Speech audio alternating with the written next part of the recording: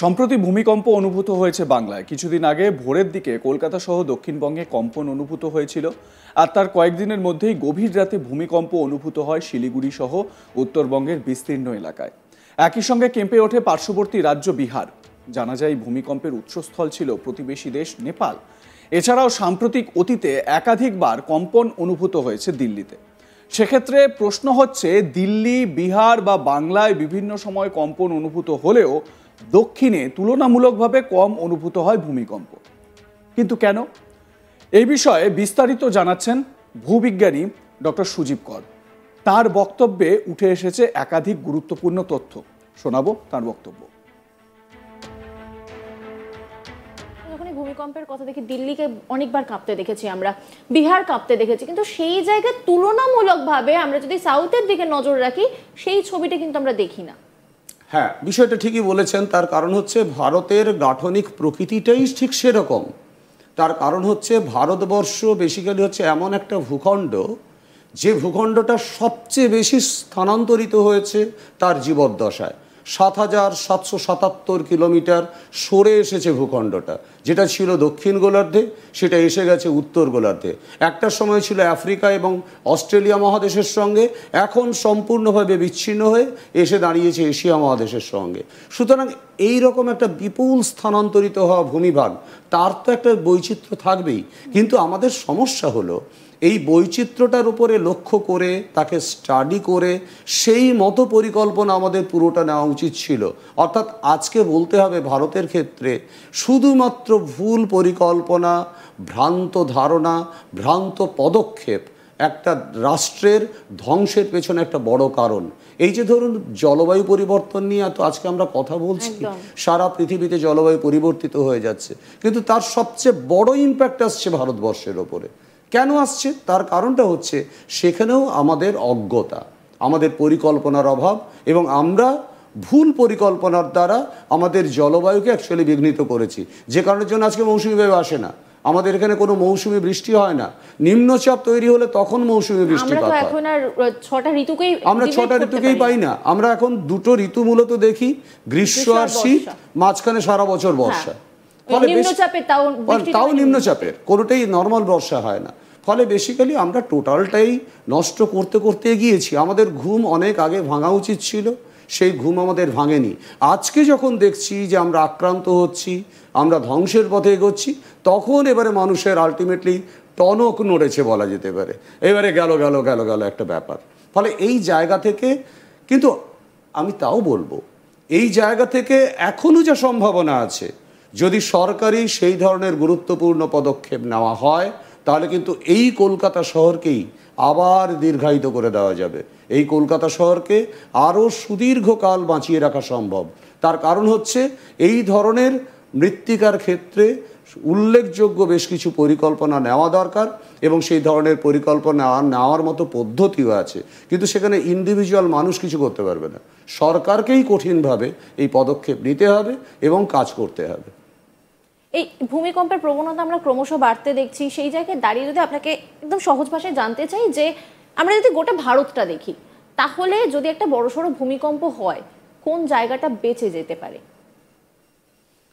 Actually বিষয়টা দেখুন, আমাদের পশ্চিমবঙ্গের ক্ষেত্রে একটা ছোট্ট এলাকা আছে, যে এলাকাটা কিছুদিন ধরে সমুদ্রের তলায় যাবে না, বেঁচে থাকার একটা সম্ভাবনা। কোন জায়গা সেটা? মূলত হচ্ছে বাঁকুড়া, পুরুলিয়া, বীরভূম, মানে পশ্চিমের জায়গা আমরা এইটুকু অঞ্চল।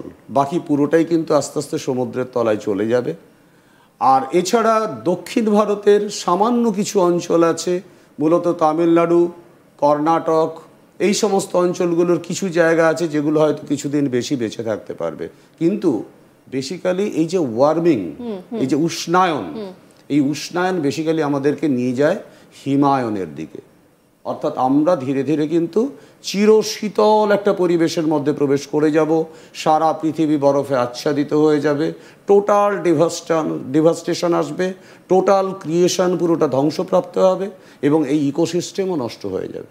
সুতরাং বেসিক্যালি আমাদের হয়তো কিছুদিন পর্যন্ত আমরা ভালো থাকতে পারি, ভালো থাকার একটা চেষ্টা করতে পারি, কিন্তু যে হারে বিশ্ব উষ্ণায়ন ঘটে গেছে, আজকে আমাদেরকে আর বেশি দিন পর্যন্ত এগোনোর কোনো রাস্তা বাকি নেই। বেশ কিছু বাড়ি হেলে পড়ার ঘটনা সামনে আসছে, বিভিন্ন সময় এই ঘটনা কিন্তু সামনে আসছে। সেই জায়গায় নর্থ কলকাতায় এখনো আমরা সেই বিষয়টা দেখতে পাইনি, কিন্তু ভূমিকম্প যদি হয় তাহলে এই যে বিষয়টা সেটা আরো কতটা গভীর, মানে মূলের শিকড়ে পৌঁছে যাবে। হ্যাঁ, ব্যাপারটা দেখুন, সাউথ ক্যালকাটা কিন্তু তুলনামূলকভাবে নবীন শহর, একেবারেই, এবং যে কারণের জন্য উন্মুক্ত অবস্থায় সেটা দীর্ঘদিন ছিল। সেই কারণে ওর তলা থেকে এই যে মাটি সরে যাওয়ার যে ঘটনাটা বললাম, সেটা অনেক বেশি পরিমাণে ঘটেছে। আপনারা খুব সহজে যদি হাওড়ার থেকে একেবারে বাটানগর গঙ্গা পর্যন্ত যান, তাহলে গেলে গঙ্গার সাইডটা খেয়াল করলে বুঝতে পারবেন যে কি বিপুল পরিমাণে পলিরাশি প্রত্যেক দিন বেরিয়ে আসছে গঙ্গায়।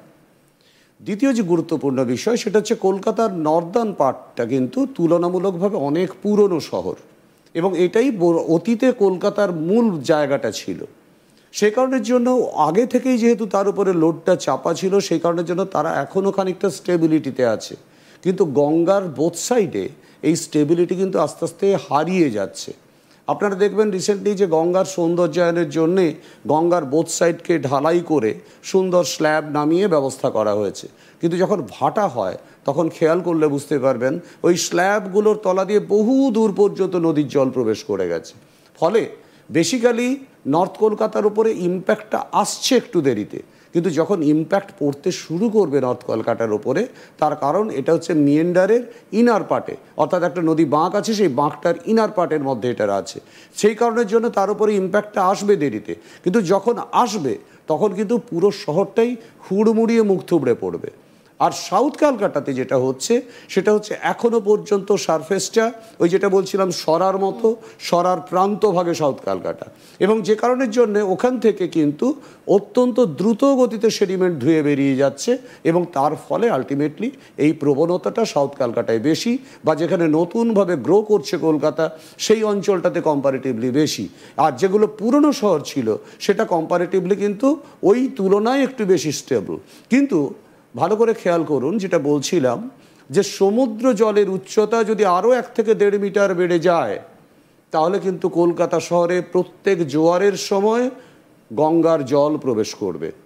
মানে এমনও হতে পারে আপনাদেরকে লঞ্চে করে অফিসে আসতে হলো, বাসে করে বাড়ি ফিরতে হচ্ছে। মানে এই সিচুয়েশনও তৈরি হতে পারে কলকাতার ক্ষেত্রে। তার কারণ হচ্ছে অত্যন্ত দ্রুত গতিতে অবনমিত হচ্ছে।